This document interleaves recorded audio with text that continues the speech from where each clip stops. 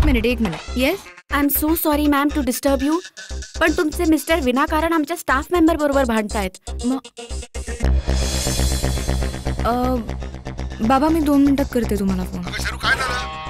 नाही काही झालेलं नाहीये मॅम. ते आमच्या रेग्युलर रुटीन मध्ये डिस्टर्ब करत होते. त्यांना सांगायचा प्रयत्न केला पण ते आम्हाला शिवीगाळ करायला लागले. इथे चांगल्या घरची लोकं येतात.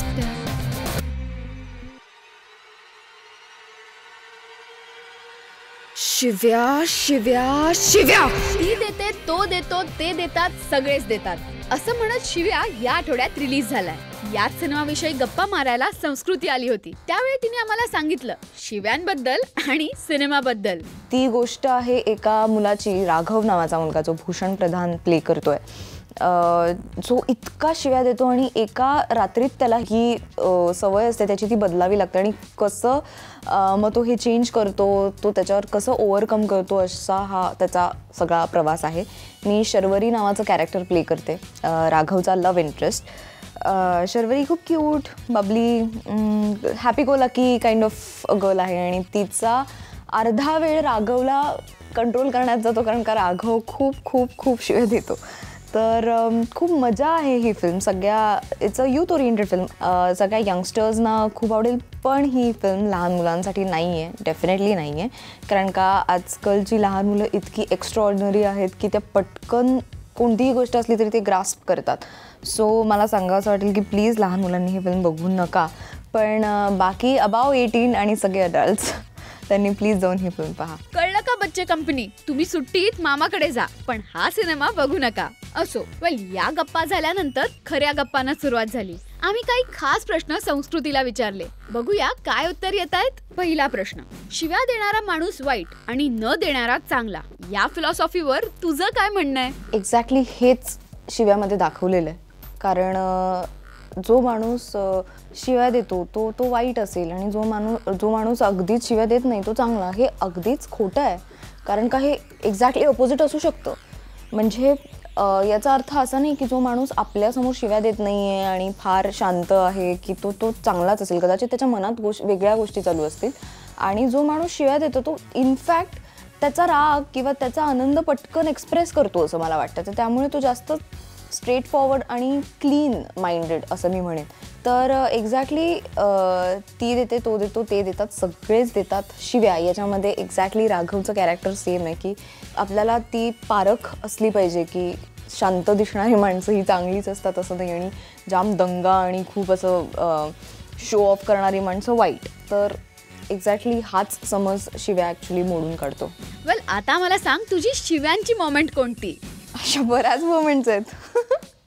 मी म्हणलं ना, मी आनंदात सुद्धा पटकन अब्यूज करते आणि मी रागात तर करते, पण आनंदात सुद्धा होतं. म्हणजे फॉर एक्झाम्पल, मला जेव्हा कळलं की असं असं झालं आहे किंवा ही चांगली न्यूज आहे, तर माझं जनरलीच what the are you talking तर हे असं होतं. सो आणि राग आल्यावर तर मी देतेच. म्हणजे ॲक्च्युली राग आल्यावर खरं तर माझं माउथ एकदम, तोंड एकदम असं बंद होतं, माझा आवाज जातो खूप राग आल्यावर. पण जर सेमी राग वगैरे असेल तर मी नक्कीच व्हॉट द मॅन. पण मला असं वाटतं फक्त राग नाही तर कधी कधी आनंदात सुद्धा ती शिवी दिली जाते. सो आपल्या इमोशन्सचा आउटबर्स्ट असं मी म्हणेन शिव्या. वा वा, खरंय. बाय द वे, आम्हाला सांग तुझे इमोशन्स कधी चुकीच्या ठिकाणी आउटबर्स्ट झाल्यात का? आय मीन अशी एखादी सिच्युएशन जेव्हा तोंडून पटकन शिवी निघाली आणि आजूबाजूला कोणीतरी होतं. असं झालेलं नाही आहे, कारण का मी नक्कीच याचं भान ठेवते की आजूबाजूला कोण आहे आणि आपण कुठे आहोत. ऑब्व्हियसली पण फ्रेंड्सच्या बरोबर तर काही मॅटर करत नाही, पण नक्कीच मला इनफॅक्ट माझ्या मम्मीसमोरच जाम कंट्रोल करायला लागतं. कारण एकदा असं झालं होतं की मी असं काहीतरी मी तो शब्द बोलले आणि तिने मला जाम फटके दिले होते. कारण मी स्कूलमध्ये होते तेव्हा, आणि आमच्या स्कूलमध्ये तेव्हा तर फारच असं की it's cool to use that word, you know. So मी पण I was a part of that trend, त्यामुळे मी पण यूज करायचे. काही अर्थ काही संबंध नाही आपला, त्यामुळे मीही यूज करायचे. पण जेव्हा मम्मीला हे कळलं की माझ्या तोंडात हा शब्द आहे, तेव्हा तिला जाम राग आला होता आणि तिने मला जाम मारलं होतं. पण आता तिला जरा सवय झाली आहे. पण तरीही तिच्यासमोर यूज केला तरी तिचं असं पटकन असं तो शब्द तुझ्या तोंडातून काढ बरं का, पण यू कांट हेल्प इट. बरं संस्कृती, आम्हाला सांग की सिनेमा तर आता रिलीज झालाय, तर लोकांचा रिस्पॉन्स कसा आहे? लोकांचे रिस्पॉन्सेस खूप छान येतात, पण काही काहींचे असेही रिस्पॉन्सेस आहेत की अरे मी पण देते शिव्या, अरे मी पण देतो शिव्या. तर वन्स अगेन आम्ही शिव्या कुठेही प्रमोट करत नाही आहोत. इनफॅक्ट जास्त अब्यूज केल्याने किंवा जास्त शिव्या दिल्याने किती प्रॉब्लेम्स येऊ शकतात एखाद्या माणसाच्या आयुष्यात, हेही आम्ही दाखवलं आहे. आणि मी असं सांगेन की आम्ही कुठेही असंही म्हणलेलं नाही आहोत की चला चला आता आम्ही मेसेज देतो आहे की कशा शिव्या द्यायच्या नाही किंवा कसा अब्यूज करायचा नाही, असं काहीही नाही आहे. We all are human. आपण एक साधी माणसं आहोत आणि जर राग आला तर आपण शिव्या देतो, हे आपलं एकच साधन आहे खरं तर. सो आम्ही कुठेही प्रीची नाही आहोत, पण फिल्म एक एफर्टलेस मेसेज देऊन जाते ऑडियन्सला की कुठलीही सवय जेव्हा ती अति असते तेव्हा ती वाईट असते. So overall the response is really good आणि त्या रिस्पॉन्ससाठी थँक्यू सो मच. आज संस्कृती खूपच खुश आहे. खरं तर याची 2 कारणं आहेत. सर्वात पहिलं म्हणजे तिचा शिव्या हा सिनेमा रिलीज झालाय आणि दुसरं म्हणजे तिच्या शॉर्टकट सिनेमाचं वर्ल्ड टेलिव्हिजन प्रीमियर आपल्या मायबोलीवर होत आहे. 12 कोटींचा घपला केलास तू.